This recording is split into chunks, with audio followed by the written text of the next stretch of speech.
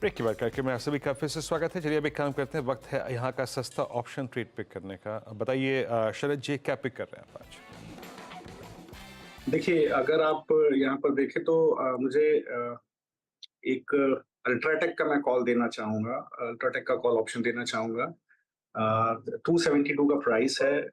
मुझे लगता है यहाँ पर ब्रेकआउट अच्छा है। ₹250 का भाव इसमें रखें आप, ₹250 का स्टॉप लॉस रखें। मुझे लगता है 350 से ₹400 तक के भाव इसमें आपको 1 से 2 दिन में देखने को मिल जाएँगे। तो यहाँ पर मुझे लगता है कि एक लॉन्ग ट्रेड बनाया जा सकता है। शरद जी, अल्ट्राटेक सीमेंट आपकी कॉल्स में शामिल था। यहाँ पे स्ट्राइक कौन से पिक करनी है, सिंस ये सेगमेंट जो है वो कॉल्स को लेकर है, ऑप्शंस को लेकर है, कौन सी स्ट्राइक पिक कर रहे हैं आप?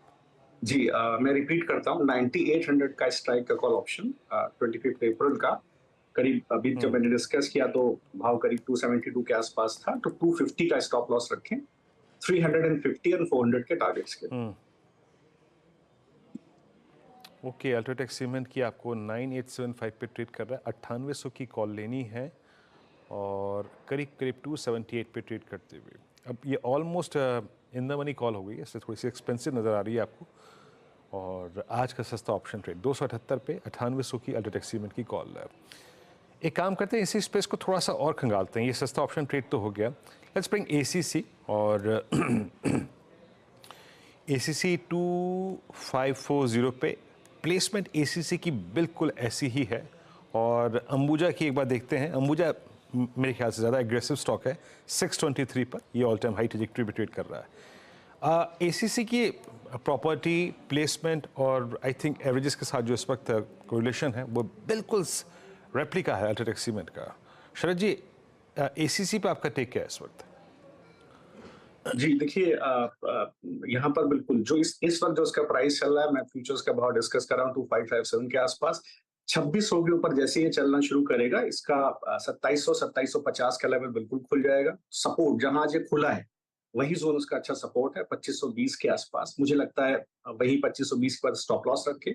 पोजिशनली कुछ एक दिन में 2 से 3 दिनों मुझे लगता है 26 से 50 तक के बॉस में खुलते दिखाई देंगे। अगर निफ्टी ऑब्वियसली एक पॉजिटिवली कोरिलेटेड रहता है, मूव अच्छा है, मुझे लगता है यहाँ पर लॉन्ग पोजीशन बनाई जा सकती है।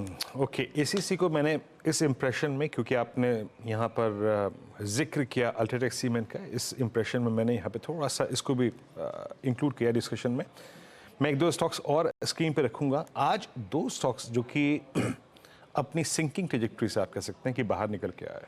और मैं सुबह आई थिंक अपनी जो स्टॉक स्पेसिफिक स्कैनिंग कर रहा था उसमें देख रहा था ग्रैनुअल्स की प्लेसमेंट अच्छी थी, मतलब जिसे कहते हैं ना ब्रेकआउट पॉइंट बहुत नज़दीक था।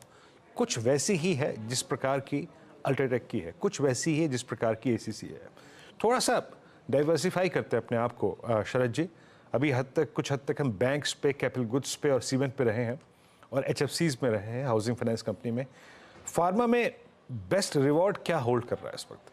अब ल्यूपिन ऑल टाइम हाई पे है, माफ कीजिए इस दौर के हाई पे है, Sun Pharma at all time high.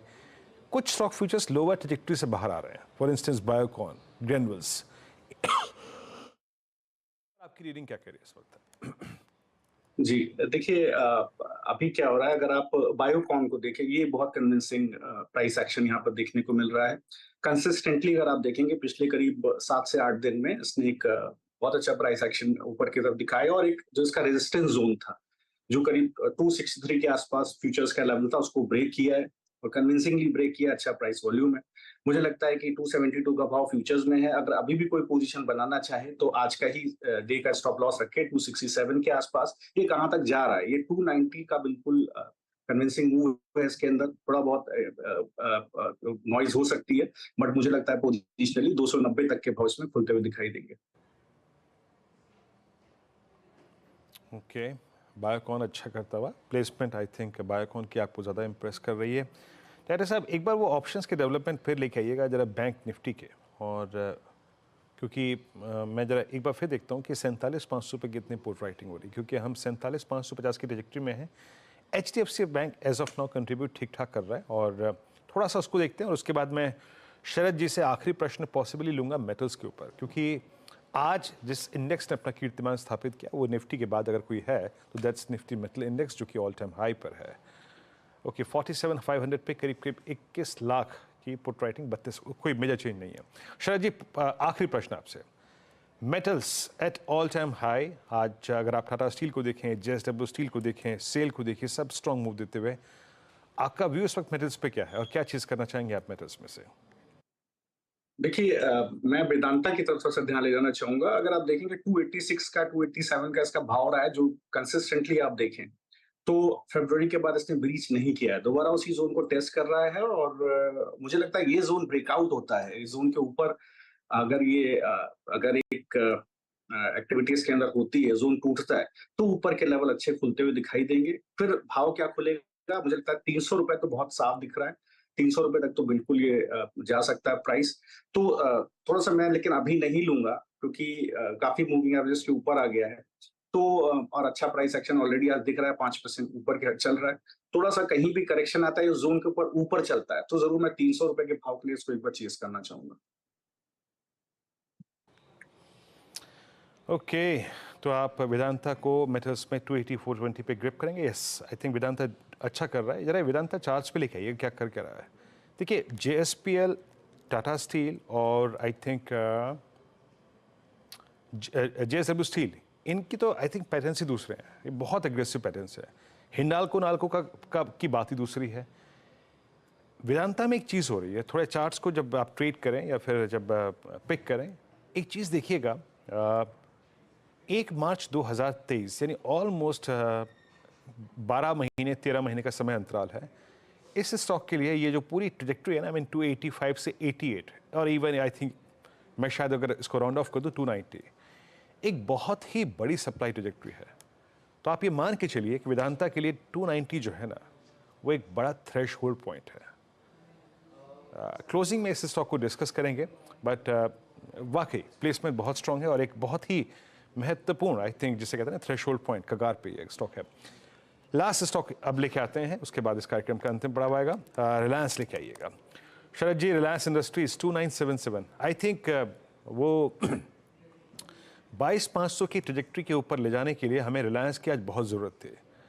As of now negative news flow के चलते ये इम्पैक्ट आज हमें नहीं मिल पाया है अभी, बट रिलायंस को आप कैसे रीड कर रहे हैं? कहाँ तक के डिप को आप बाय करेंगे या फिर आपका प्राइस व्यू क्या है रिलायंस पे? देखिए जो पिछले 2 दिन में एक्टिविटी हुई है वो इतनी कन्विंसिंग शॉट्स नहीं है वीरेन जी जैसे होने चाहिए थे। अगर अगर थोड़े शॉट्स होते तो कहीं न कहीं इसके अंदर करेक्शन 1930 1935 के ज़ोन तक आना चाहिए था, आया नहीं। तो मुझे लगता है ये बहुत अच्छा इसके अंदर लॉन्ग बिल्डअप ऑलरेडी बना हुआ है और ये जो अपना हाई है करीब 3020 का, उस ज़ोन को तोड़ने की पूरी कोशिश करेगा।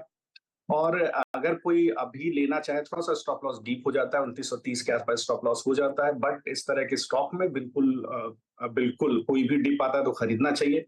मुझे लगता है जो मैक्सिमम डिप पॉसिबल है स्पॉट लेवल पे वो करीब 2955 से 2950 के ज़ोन तक ये गिरेगा। 2930 का स्टॉप लॉस रखें, थोड़ा नॉइज़ रहेगी, बट मुझे लगता है 220 का ब्रेकआउट आ आएगा और इसका अगला भाव खुलेगा ऊपर की तरफ 3100 से 3120। तो मुझे लगता है कि इसके अंदर एक ट्रेड लिया जा सकता है। आज गिरावट 2 दिन में अगर गिरावट आनी होती वीरेंद्र जी तो मुझे लगता है आ चुकी होती, बट आई नहीं है। इसका यहाँ पर जो सेटअप भी है बहुत बुलिश है। मुझे लगता है कि 3100 से 3120 तक के भाव कुछ एक दिन में खुलते हुए दिखाई देंगे। इसीलिए देखिए निफ्टी पे भी आप देखें तो अच्छा एक अगर आप डायरेक्टली प्रोपोर्शनल देखें, अगर आप कोरिलेशन देखें तो कहीं ना कहीं निफ्टी में भी अच्छे पुट राइटर का बेस बना हुआ है, तो निफ्टी अगर सस्टेन करता है तो रिलायंस ऑब्वियसली मुझे लगता है 3100 से 3120 के भाव की तरफ चलना चाहिए। ओके, रिलायंस पे याद रखिएगा ये प्राइस व्यू है, तो एक डिस्क्लेमर आपकी स्क्रीन पे आएगा। इस चैनल का स्वामित्व अपना रिलायंस इंडस्ट्रीज होल्ड करते हैं। बस मैं इंडेक्स के पर्सपेक्टिव से इस हैवी वीक का एक प्राइस व्यू ले रहा था। शरद जी बहुत बहुत शुक्रिया इस चर्चा में शामिल होने के लिए। बहुत लंबा आज आपसे डिस्कशन हुआ, आउटलुक हर चीज़ों पर बात हुई। पानी पीजिए एक ग्लास, मैं भी पी के आता हूँ। और अभी फिलहाल एक ब्रेक है और आपसे अगली मुलाकात होगी आज 2 बजे कमाई का अड्डा में अनुज के साथ। तब तक के लिए नमस्कार।